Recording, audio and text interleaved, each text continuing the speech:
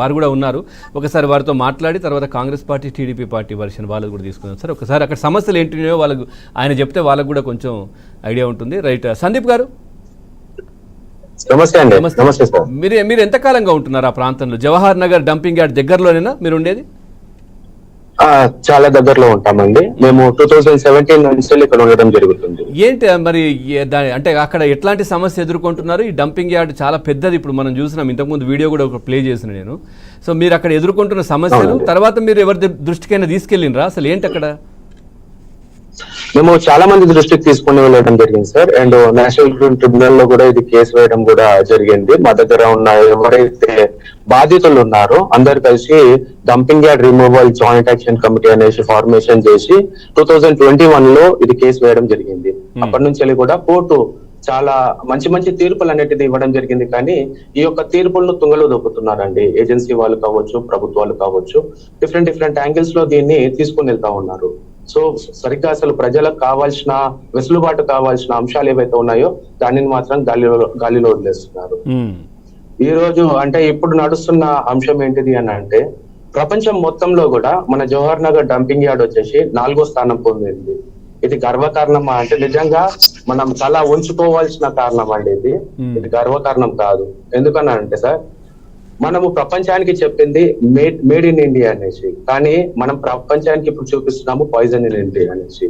అది మరి ముఖ్యంగా మన జవహర్ నగర్ స్వచ్ఛ భారత్ కూడా కార్యక్రమాలు చేస్తున్నాం కదా మనం,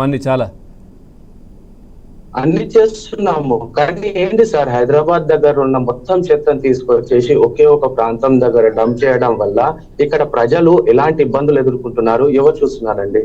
ఇక్కడ పొద్దున్న లేస్తే మన ఇంట్లో ఎవరన్నా బెడ్ కాఫీ లాంటిది, బెడ్ టీ లాంటిది ఇచ్చేసి ఆ గుమగుమ వాసనతో ఇక్కడ లేచే వాళ్ళు మన హైదరాబాద్ లో కనబడతారు. కానీ మా ప్రాంతంలో ఈ డంపింగ్ యార్డ్ వాసనతో లేస్తున్నాం సార్. మా పిల్లల్ని మేము బయట ఆడిపించుకోవాలంటే, ఇప్పుడు మీరు అంటున్నారు కదా, ఒక 1,00,000 కార్లు ఎంతైతే కార్బన్ డైఆక్సైడ్ రిలీజ్ చేస్తుందో అంత విషపూరితం అని కాదు సార్. ప్రతి గంటకు సుమారుగా 1,00,000 సిగరెట్లు తాగితే ఎంత పాయిజన్ ఉంటుందో ఆ పాయిజన్ మా పిల్లలు పిలుస్తున్నారు సార్. ఇక్కడ అంత పాయిజనస్ గ్యాసెస్ మా దగ్గర రిలీజ్ అవుతున్నాయి. మరి మీరు వెళ్ళి మాట్లాడితే ఏమంటున్నారు వాళ్ళు? మీరు చెప్తే ఏమంటున్నారు? ఇక్కడ అధికారులకు కావచ్చు, ఎవరికైనా చెప్తే ఏమంటున్నారు సార్? ఇప్పుడు మేము చాలా ఆర్టీఐ ద్వారా కావచ్చు, లేకుంటే కోర్టు ద్వారా కావచ్చు, and national human right commission లో కూడా మేము కేసు వేయడం జరిగింది. నేను కూడా వేశాను. అట్లా చాలా మంది కూడా ఈ యొక్క కేసును కూడా వేశారు. మమ్మల్ని రక్షించండి మహాప్రభు అనేసి ప్రతి ఒక్క ఆఫీసర్లను కూడా, ప్రతి ఒక్క అధికారుల దగ్గర కూడా కోర్టును కూడా ఆశ్రయించడం జరుగుతున్నది. కానీ దౌర్భాగ్యం ఏమంటే, వీళ్ళు నిజంగా చెప్తున్నాను సార్, ఇప్పుడు ఈ డంపింగ్ యార్డ్ అనేటిది జవహర్ నగర్ లో ఉంది.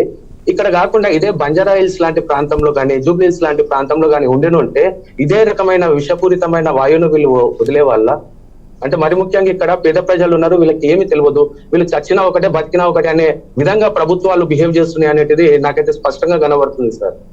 చాలా మటుకు ఇక్కడ ఈ డంపింగ్ యార్డ్ చుట్టుపక్కల ప్రాంతాన్ని మీరు గమనించి చూసుకుంటే సుమారు 80%, దాని రౌండ్ అప్ 80% ప్రజలందరూ కూడా పేద ప్రజలు, నిరుపేదలు. వీళ్ళకు విద్య తెలియదు, ఎవరి దగ్గర పోయి మొరపెట్టుకోవాలనేది దాడి కూడా తెలియని పరిస్థితి సార్ వీళ్ళది. వీళ్లకు ఆరోగ్యం పైన ఎటువంటి విషపూరితమైన ప్రభావం పడుతుందో కూడా తెలియని పరిస్థితుల్లో వీళ్ళు బతుకుతున్నారు. ఏదైనా జబ్బులు వచ్చినా కానీ బాడీ స్కానింగ్ చేయించడానికి మనం హాస్పిటల్కి వెళ్తే ఎంత ఖర్చు అవుతుందో అంత వీళ్ళు సంవత్సరం మొత్తం కష్టపడ్డా గానీ ఆ పైసలు వీళ్ళు పోగు చేసుకోలేరు సార్. దినదిన గండం నూరేళ్ల బంధం లాంటి జీవితం సార్ వీళ్ళది.